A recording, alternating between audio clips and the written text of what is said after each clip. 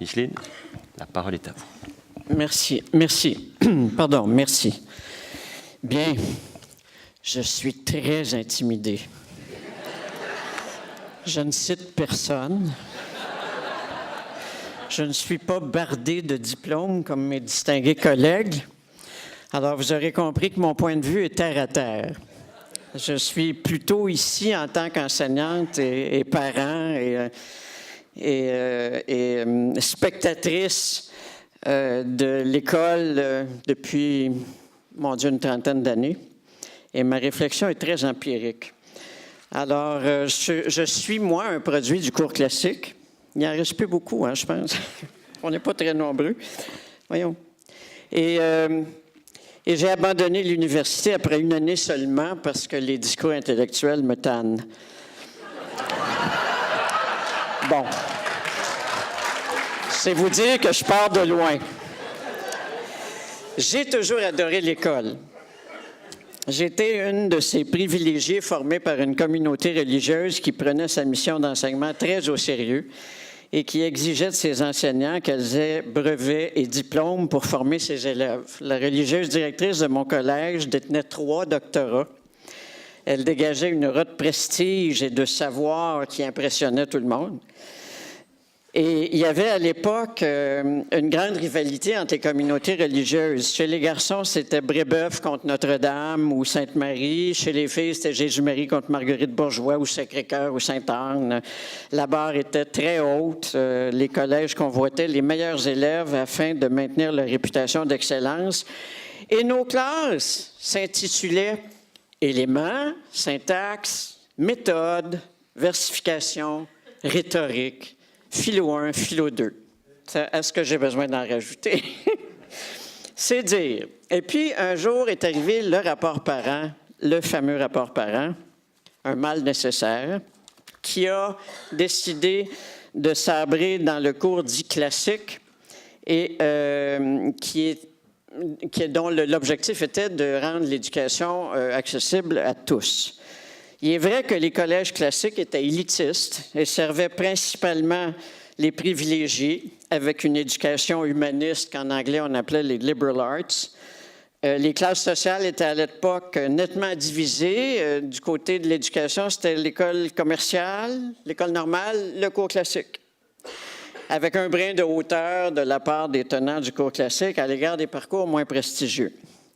Donc, dans la fièvre des années 60 et de l'espèce de fièvre de réforme qui avait tout envahi, on a décidé de démocratiser l'enseignement.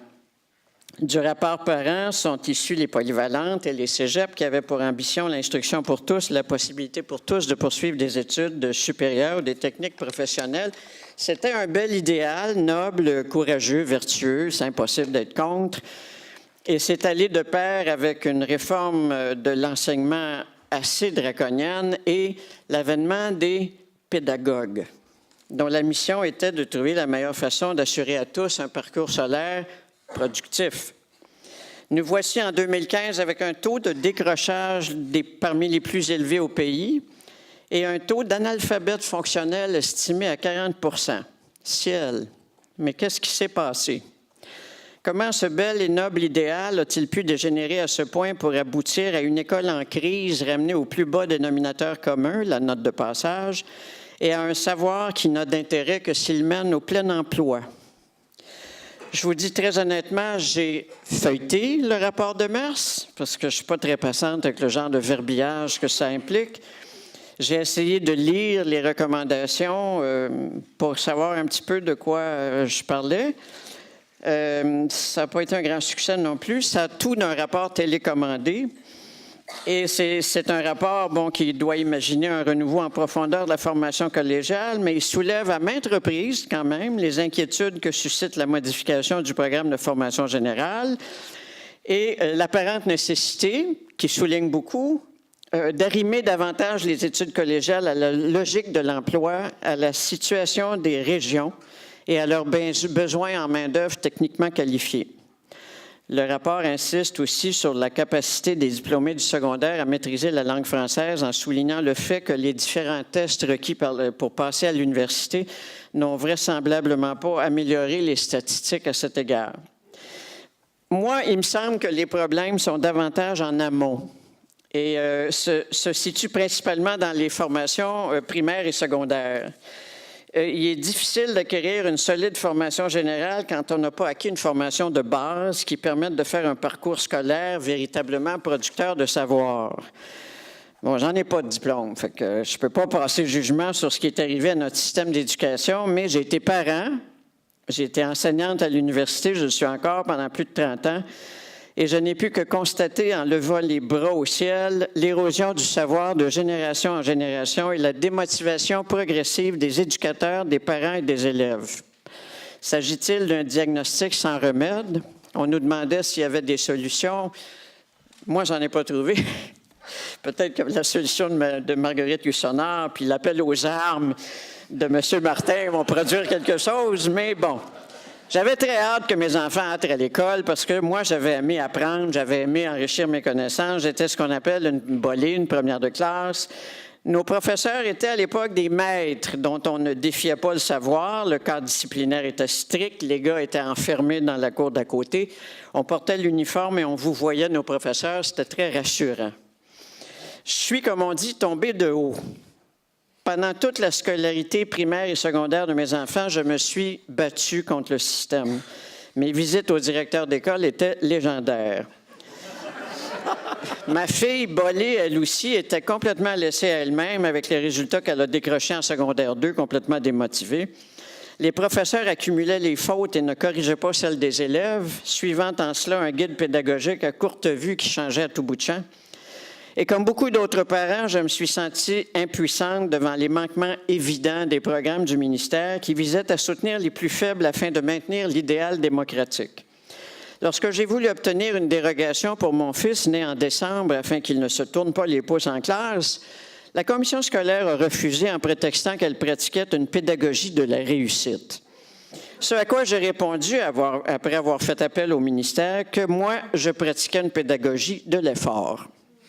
Mon fils a donc obtenu d'entrer à l'école avant ses 5 ans pour ensuite faire l'objet d'une stigmatisation insidieuse de la part de ses professeurs qu'il trouvait jeune, malgré sa réussite scolaire. J'ai vécu 15 années de frustration et de rage devant le laxisme d'un système d'éducation qui minait à la fois les chances des élèves les plus doués au nom de l'égalité des chances et les compétences de professeurs de moins en moins bien formés pour les instruire. Forcément, de génération en génération, on forme les suivants. Je n'ai jamais réussi à identifier clairement la raison de cette attrition de l'éducation, mais force est de constater au fil de mes 30 et quelques années d'enseignement universitaire que l'école d'aujourd'hui est très loin de celle que j'ai connue. Malgré l'ampleur des réformes qui se sont succédées, les résultats ne sont pas au rendez-vous. Quand même, 40 d'analphabétisme fonctionnel, c'est épeurant.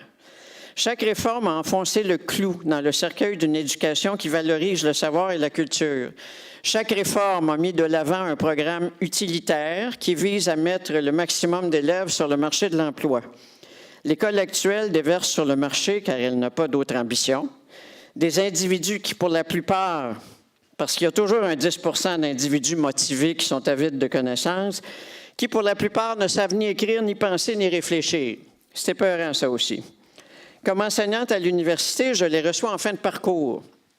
J'ai constaté que pour la plupart, le passage par le cégep leur redonne le goût d'apprendre et de développer leurs connaissances, et pas mal dans tous les domaines. Il y a donc quelque chose que le cégep fait bien. Pourquoi? Pourquoi le maudit rapport de mœurs? Quand je les reçois, ils sont allumés, ils sont débrouillards, ils sont curieux, mais acculturés, car les lacunes des 12 premières années sont difficiles à combler.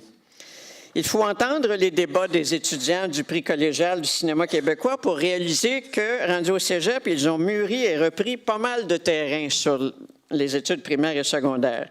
Mais comment bien réfléchir quand on ne maîtrise pas sa langue? J'ai personnellement abandonné les cours de scénarisation parce que j'en avais assez de corriger 52 fautes de français par page de texte. Et je rame dans mes cours actuels afin d'ajuster mes références culturelles à celles de mes étudiants qui n'en ont pas beaucoup. Comment peut-on arriver jusqu'à l'université avec si peu de connaissances et de culture générale, avec de trop vagues notions d'histoire, de géographie, de français ou de sciences, avec une connaissance du monde aussi limitée? De génération en génération, j'en ai vu quand même passer au moins 3 dans ma salle de cours, j'ai constaté un écart de plus en plus grand entre ce que je sais et ce qu'ils savent. C'est terrible. 2 années de formation générale au cégep, si bonnes soient-elles, ne pallient pas toujours le manque de formation de base. Que font les maîtres au primaire et au secondaire? Comment sont-ils formés? Je constate que les parents sont de moins en moins vigilants à l'égard de la formation de ceux qui vont enseigner à leurs enfants comment apprendre. C'est sûr, ils ont guère de temps à consacrer à la supervision de l'école, trop occupés à maintenir leurs emplois et leur statut dans cette société de la performance. Le monde est de plus en plus complexe et nos enfants auraient besoin de maîtres de mieux en mieux formés afin de les aider à le comprendre et à l'apprivoiser. Or, c'est le contraire qui se produit. Les maîtres sont de moins en moins bien formés. Ils passent eux aussi par un système d'éducation qui ne met pas la barre très haute. L'avènement d'une technologie invasive qui aurait dû faciliter l'accès au savoir et à la culture semble au contraire créer un fossé grandissant entre les maîtres, les élèves et les parents et brouiller les objectifs de l'éducation. C'est un peu comme ce que vous disiez tantôt. Ils vont nous montrer bientôt comment enseigner. Ce qui aboutit à une anecdote suivante. Ma petite fille de 7 ans, qui est une enfant douée, curieuse et très habile avec Internet, s'intéresse aux animaux et a accumulé un savoir étonnant. Lorsque, dans sa classe, la maîtresse demande aux enfants de faire le portrait d'un animal qu'elles aiment, ma petite fille arrive alors avec une fiche sur le dragon de Komodo, autre nom du varan géant. La maîtresse l'interpelle alors devant toute la classe, lui reprochant d'avoir apporté une fiche sur un animal imaginaire et la sommant de faire une recherche. Lorsque ma petite revient en classe avec les informations demandées et dit alors que le dragon de Komodo est originaire de l'Indonésie, la maîtresse en remet en prétendant que l'Indonésie n'est pas un pays. Je veux bien croire que ça se passe à Vancouver, mais bon. Comment se fait-il qu'on laisse à des Béotiens la charge d'éduquer nos enfants? Si on baisse les bras devant l'ignorance et l'absence de culture des maîtres, on nous condamne collectivement à la stérilité intellectuelle et je ne peux pas imaginer plus grande menace pour la liberté et l'indépendance d'esprit de nos futurs concitoyens. Cela veut dire qu'ils seront manipulables à merci. Lorsqu'ils termineront leur parcours scolaire, nos enfants vont voter. Ciel. Ayant si peu appris, ils voteront utile, comme l'éducation qu'ils auront reçue le commande, c'est-à-dire dans le sens des pouvoirs établis. À mon sens, le plus grand fléau d'une société, c'est l'absence de dissidence qui rend impossible le renouvellement des idées. Au-delà des considérations économiques auxquelles se bute l'instruction publique en proie à des compressions draconiennes, il y a nous, la société, et le tort considérable que nous faisons aux générations futures en ne s'adressant pas aux problèmes d'une école utilitariste qui n'est pas foutue de transmettre le savoir et la culture indispensables à la formation de citoyens libres et éclairés qui sachent écrire et penser. Ici, j'aimerais ça citer quelqu'un, mais j'ai pas vos lettres. C'est probablement ce qui me préoccupe le plus. On ne peut pas participer activement à l'évolution d'une société si on ne sait pas réfléchir et si on se contente de suivre le troupeau et d'observer sans réagir le fossé qui se creuse entre ceux qui savent et ceux qui ne savent pas. Y a-t-il des solutions? Comment arriverons-nous à rétablir l'importance de la culture, la vraie, la grande, sans être targués d'élitisme? Comment ferons-nous pour convaincre nos élus qu'on ne gagne pas à couper dans l'éducation, même si on sait que ça fait leur affaire d'avoir des électeurs incultes? Comment convaincre les parents débordés, anxieux et épuisés de s'investir davantage, de réclamer davantage, d'assurer une vigilance nécessaire sur les programmes scolaires? Le taux de vote aux commissions scolaires est tellement navrant. Avons-nous atteint une masse critique d'ignorance qui fait que la tendance n'est plus réversible? J'espère que non. Dans mes moments les plus sombres, je me dis qu'on a les politiques qu'on mérite. Puis, j'ai de grands sursauts de combativité qui me font participer à des colloques, à des débats et à des livres sur les échecs répétés de notre système d'éducation, tout en sachant que s'il n'y a ni volonté politique, ni volonté populaire de rétablir le savoir et la culture, nous évoluerons vers une société consensuelle, soumise et improductive dont les valeurs se résumeront à l'argent et à la consommation. Quel terrible cadeau à faire à nos enfants. Vous allez me trouver rétrograde, peut-être que je le suis. Je suis pour le port de l'uniforme, pour le vouvoiement des maîtres, contre l'éducation mixte, pour le retour du grec et du latin comme outil de formation de la pensée, pour les devoirs et les périodes d'études, pour le recours à la grande littérature dans les cours de français, pour la lecture obligatoire, pour les bulletins de notes et les sanctions des troubles faits. Terrible, hein? Pour un réinvestissement massif des gouvernements dans l'éducation et la formation générale, contre les compressions abusives qui sapent l'énergie du corps enseignant, pour une meilleure formation des maîtres, pour des tests de français obligatoires, etc., etc., etc. À l'heure actuelle, autant poser un sparadrap sur une amputation. Il est peut-être trop tard pour inverser la machine. La technologie n'est plus notre allié. Elle est une rivale de taille.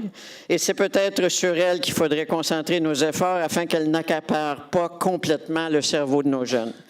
Un parent qui dit au professeur de son enfant, comme me l'a déjà raconté un professeur de 4e année, « C'est pas grave s'il fait des fautes de français, plus tard il va avoir une secrétaire. » C'est un parent irresponsable et démissionnaire, lui-même probablement passé par une école où c'était l'attitude qui prévalait, faute de mieux.